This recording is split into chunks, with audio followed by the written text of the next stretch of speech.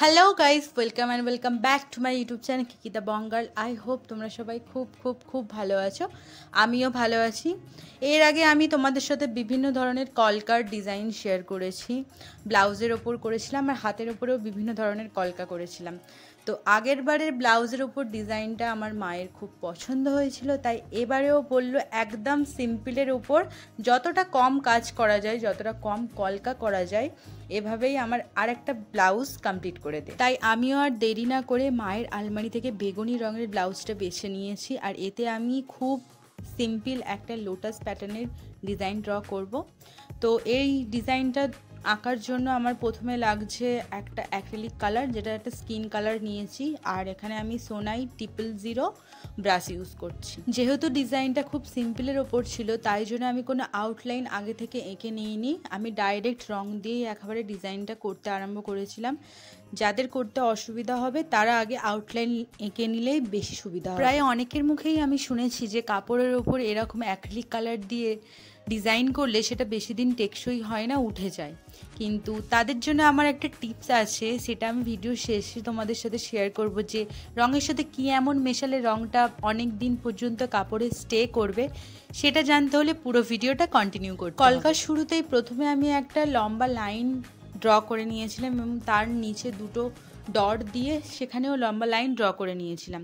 আর ওপরের লাইনটা আমি ঠিক যেভাবে ড্র করলাম, আগে অল্প রং তুলিতে নিয়ে আবছা করে একটা দাগ ফেলে দিলাম এবং তার ওপরে একটু বেশি রং নিয়ে এবার মোটা করে লাইনটা এঁকে দিলাম।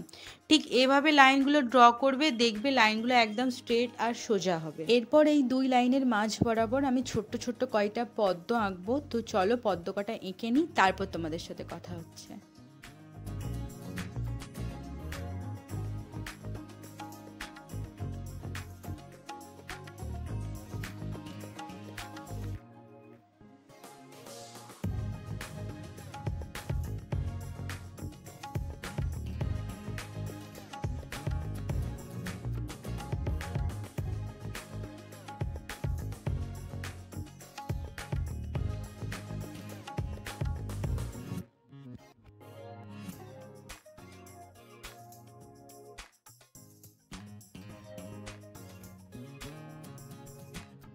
পদ্মগুলো আমার এখানে কমপ্লিট হয়ে গিয়েছে। আমার এখানে মোট 6টা পদ্ম ধরেছে।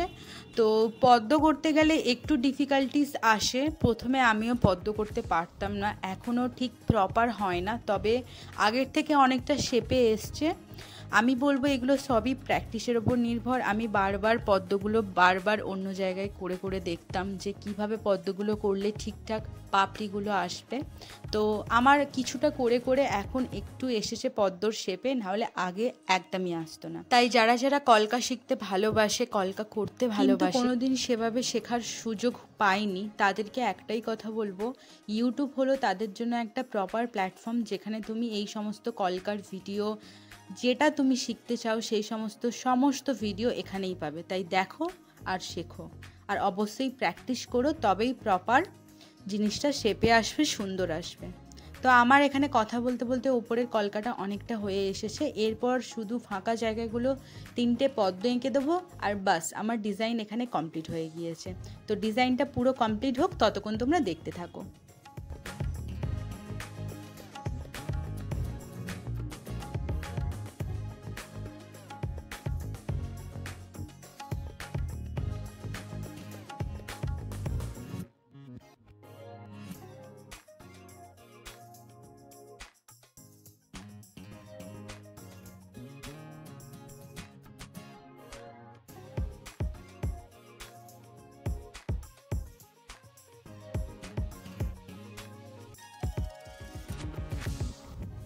ভিডিওর শুরুতেই আমি তোমাদেরকে বলেছিলাম রঙের সাথে কী এমন মেশালে রঙটা অনেক দিন ধরে জামা কাপড়ে স্টে করবে।